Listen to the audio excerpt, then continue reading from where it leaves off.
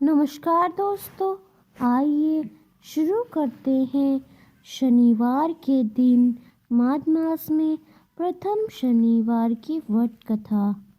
सर्वप्रथम श्री सरस्वती को सुमिरन करके, गणपति जी को नमस्कार करके तथा अपने गुरुदेव के चरणों में माथा नवाकर मैं श्री शनिदेव जी की कथा प्रारंभ करती हूँ। यह शनिदेव जो मनवचित कार्यों को सफल बनाने वाले हैं तथा जिन्हें सफल नर नारी और 33 कोटि देवता योगेश्वर मुनीश्वर ध्याते हैं, वही देव मेरी कृत्यों को क्षमा करे और मुझे अपनी शरण में ले। मेरे मन में अपने प्रति आगमन प्रेम है। यह बात स्वादित है जो कि लोग शनिदेव को ध्याते हैं, उनके सकल मनोरथ सफल होते हैं।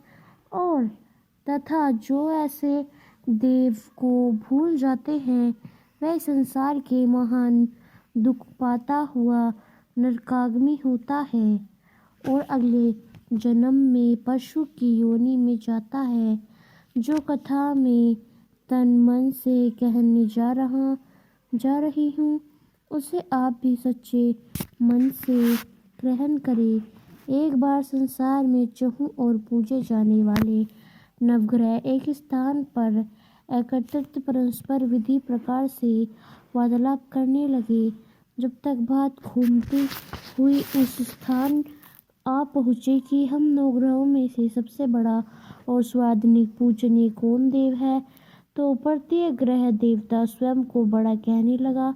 इस बात पर जब बहुत देर तक वाद विवाद होता रहा और कोई निर्णय नहीं हो सका, तो यह तय हुआ कि चलकर इंद्र से इसका निर्णय कराना चाहिए। सुबह नवग्रह के 9 ग्रह इंद्रदेव के समक्ष उपस्थित हुए। उन सबकी बातें सुनकर इंद्रदेव भी सोच में पड़ गए, किसे छोटा कहूँ और किसे बड़ा, किसकी श्रद्धा के पात्र बने और किसके कोप के भाजन।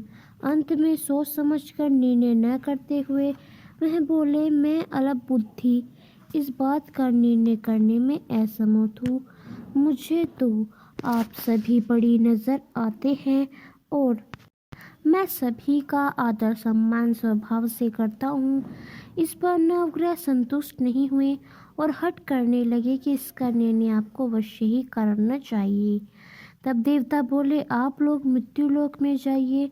वहाँ एक अत्यंत न्यायप्रिय राजा विक्रमादित्य राजा करते हैं। आप उनके पास जाइए, वह अवश्य आपको कोई न कोई उचित निर्णय कर देगा। इंद्र से निराश होकर नवग्रह मृत्युलोक में जाने को तत्पर हो गए। देवराज इंद्र ने जब उन्हें वहां जाते देखा, तब प्रसन्न होकर चैन की सांस ली। इस धर्म संकट से निकलना उनके लिए सचमुच ही कितना दुष्कर था, पर अपनी चतुराई से अपने ऊपर आए संकट को राजा विक्रमादित्य पर टाल दिया। उज्जैन नगरी की उन दिनों सारे ही बारात में धाक थी। एक तो वहाँ राजा विक्रमादित्य के दरबार में बड़े बड़े ज्ञानवान लोगों का सम्मेलन होता रहता था, दूसरे उस न्यायप्रिय राजा के न्याय से उज्जैन नगरी का सारे भारत में डंका बजता था। स्वर्ग में जब नवग्रहों का निर्णय न हो पाया, तो वे अपने अपने विमानों आरूढ़ हो मृत्युलोक में आ पहुँचे। ठीक उस समय जब राजा विक्रमादित्य का दरबार ठसाठस भरा हुआ था, नवग्रह वहां पहुंचे। नवग्रहों को इकट्ठा देखकर विक्रमादित्य अपने सिंहासन से उठ खड़े हुए और सभी देवों को सम्मानपूर्वक आसन ग्रहण करने का अनुरोध करने लगे, परंतु उनमें से किसी ने भी आसन ग्रहण नहीं किया। विक्रमादित्य ने जब प्रश्नवाचक दृष्टि से उनकी ओर देखा, तो बृहस्पति देव ने आगे बढ़कर जोरदार आवाज में कहा, हे राजन, हम यहाँ पर तब तक आसन ग्रहण नहीं करेंगे जब तक कि आप हमारा यह निर्णय नहीं करेंगे कि हम में से सबसे बड़ा कौन है।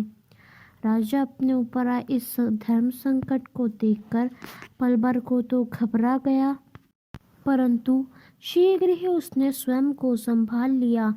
उसने अपने मन में एक युक्ति सोच ली। दरबार में छोटे छोटे आसनों की एक पंक्ति प्रवेश द्वार तक चली गई थी।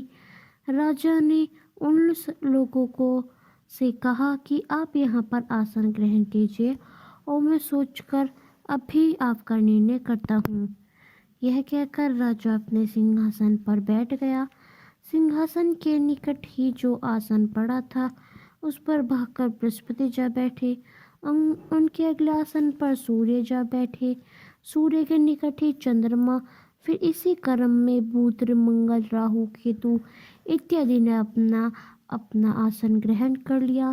पंक्ति में 8वें थे भागवत, किंतु उन्हें भी संतोष था कि उनके बाद शनिश्चर बैठेंगे, किंतु आसान प्रवेश द्वार के समीप होने के कारण और सबसे अंत में होने के कारण शनिदेव उस पर नहीं बैठे।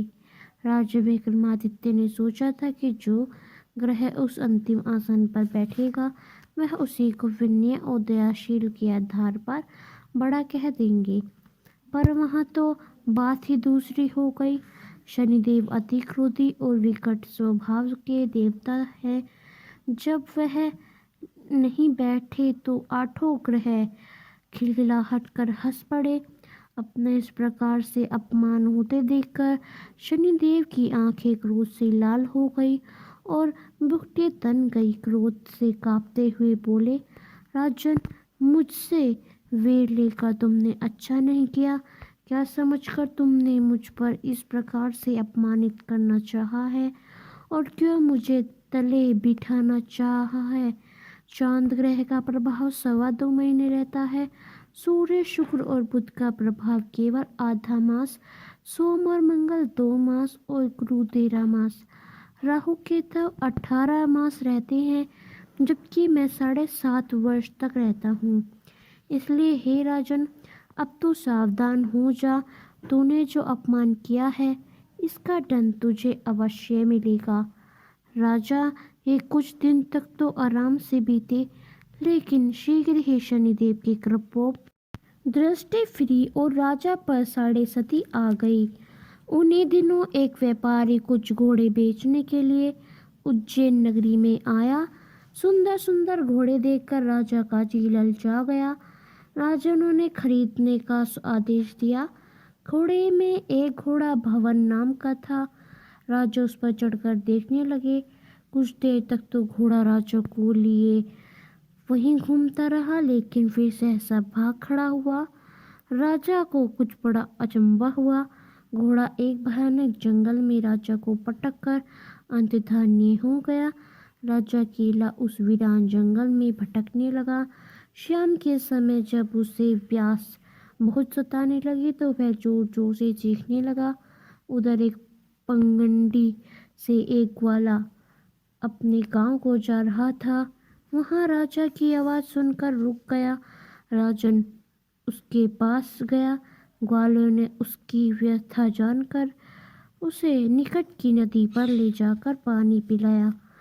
पानी पीने के बाद राजा स्वस्थ हो गया और प्रसन्न होकर उसने ग्वाले को अपने हाथ की अंगूठी उतार कर दे दी और उससे कहा कि मैं उज्जैन नगरी का रहने वाला हूँ।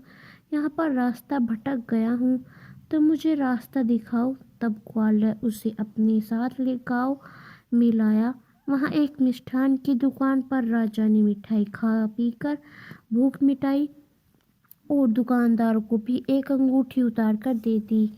दुकानदार के पूछने पर उसने उससे भी यह कहा कि वह उज्जैन नगरी का रहने वाला और उसका नाम भूना है। फिर वह दुकान के बंद हो जाने तक वहीं बैठा दुकानदार से बातें करता रहा। उस दिन दुकानदार की बिक्री बहुत हो गई। उसने सोचा, यह भाग्यवान पुरुष है जो इसके आने से आज मेरी इतनी बिक्री हुई है। इसलिए रात होने पर वह उससे बोला कि वह उसके साथ उसके घर चले और उसके साथ ही भोजन भी करे। राजा मान गया। जब वह दोनों घर पहुँचे तो दुकानदार की पत्नी ने उनका बड़ा स्वागत सत्कार किया और अतिथि के लिए विशेष रूप से भोजन तैयार किया। भोजन करते समय एक अद्भुत घटना घटी। जहाँ राजा भोजन कर रहा था वहीं सामने की दीवार पर सोने का एक सत लड़ा हार टंगा हुआ था। उसके पीछे एक चित्र था। सहसा ही वह हार वहां से अदृश्य हो गया। दुकानदार के यहाँ एक बांदी थी। उसने जाकर घर की मालकिन से कहा, वहाँ खूंटी पर हार नहीं है। जब बात दुकानदार तक पहुंची तो उसने राजा से पूछा। राजा बोला, मुझे तो नहीं मालूम। तुम्हारे और मेरे अतिरिक्त तो यहाँ कोई नहीं था। सच सच बताओ, हार कहाँ है? मुझे नहीं मालूम। राजा ने फिर बोला, मेरे पास कोई हार नहीं है। जब कोई निर्णय नहीं हो सका तो दुकानदार राजा को उस नगर के राजा के पास ले गया। उस नगर के राजा ने जब विक्रमादित्य की भोली भोली सूरत देखी तो बोला, यह व्यक्ति कभी भी जोड़नी नहीं कर सकता। और यह कहकर उसने विक्रमादित्य को छोड़ दिया। विक्रमादित्य जब उस नगर में यूं ही इधर उधर घूम रहा था तब उस नगर के एक तेली ने उससे कहा कि वह उसके यहाँ पर काम कर ले तो उसे वह रहने को स्थान और खाने को सामग्री भी देगा। राजा मान गया और तेली उसे अपने घर ले आया। वहाँ सारा दिन राजा धारनी पर बैठता, उसके बैलों को हाँकता रहता और तेली जाकर में तेल बेच आता। जब वर्षा ऋतु आई तो मूसलाधार वर्षा होने लगी। तब धारनी पर बैठे हुए विक्रमादित्य ने मौज में आकर ऊंचे ऊंचे स्वर में राग आलापना आरंभ कर दिया।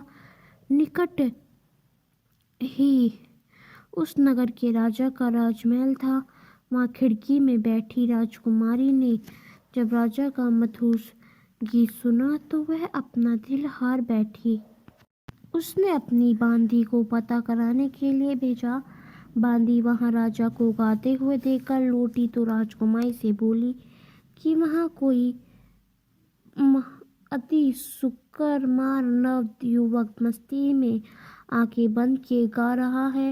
राजकुमारी ने सुना तो उसने अन्न जल का त्याग कर दिया। रात तब जब उसने कुछ नहीं खाया तो रानी ने आकर उसे समझाया, पर वह बोली कि उस गाने वाले से ही शादी करेगी। रानी ने जाकर राजा से कहा कि राजकुमारी एक तेली पर मोहित हो गई। तेली के घर में विक्रमादित्य को बुलाया और उसके हाथ काटकर जंगल में फिकवा दिए। यह बात जब राजकुमारी को पता चली तो वह और भी अपनी बात पर दृढ़ हो गई। बोली, मैं तो अब उससे को वर लिया है, वह चाहे कैसा भी हो उससे ही विवाह करूंगी।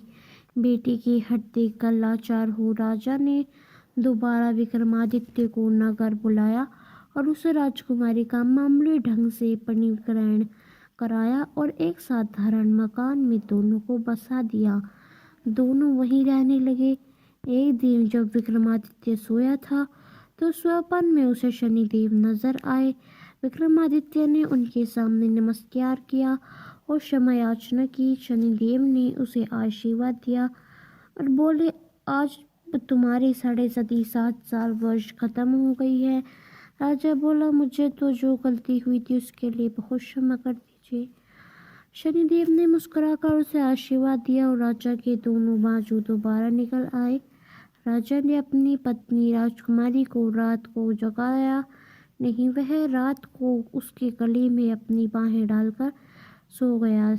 सुबह राजकुमारी की आंखें खुली तो उसने अपनी गर्दन में बाहें पड़ी देखी तो वह चौंक कर उठी, लेकिन शीघ्र ही विक्रमादित्य ने जाकर उसको सब बातों को से अवगत करा दिया। जब वहां के राजा को यह बात मालूम हुई तो वह भागा आया और उसे अपंग को फिर से स्वस्थ देखकर चकित रह गया। उसने भी विक्रमादित्य से यही कहा कि यह सब शनिदेव की कृपा का फल है। और विक्रमादित्य ने अपना वास्तविक परिचय भी उस राजा को दिया और सारा किस्सा विस्तार पूर्वक सुनाया। सुनते ही राजा विक्रमादित्य के चरणों में गिर गया और क्षमा याचना करने लगा। बस ये खबर शीघ्र ही सारे नगर में फैल गई। दुकानदार को जब यह खबर मिली तो वह भागा भागा आया और विक्रमादित्य के पांव पर लौटने लगा। फिर विक्रमादित्य ने उसे उठाकर आसन पर बिठाया और कहा, तुम घर जाकर उसी खूंटी पर देखा हार टंगा होगा। सच्ची दुकानदार ने देखा, हार टंगा पाया। फिर विक्रमादित्य ने वहाँ के राजा से विदा मांगी। तब वहाँ के राजा ने हाथी, घोड़े इत्यादि नौकर नौकरानी के साथ लक्ष्मण समेत विक्रमादित्य को विदा किया।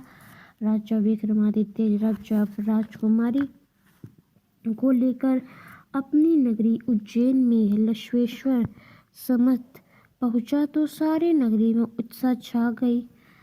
अपने राजमहल में प्रवेश करने से पूर्व विक्रमादित्य ने नवग्रहों की पूजा की और शनिदेव को स्वच्छंद स्थान दिया। साथ ही उसने नगर भर में ढिंढोरे पिटवा दिया कि शनिदेव मनोवांछित फलों को देने वाले हैं, उन नवग्रहों में स्वच्छ स्थान रखते हैं। इस प्रकार शनिदेव को मानकर विक्रमादित्य ने अपने राज्य यज्ञ और कीर्ति को प्राप्त कर लिया। बोलो श्री गणेश शनिदेव के जय, बोलो श्री नवग्रह के जय। दोहा।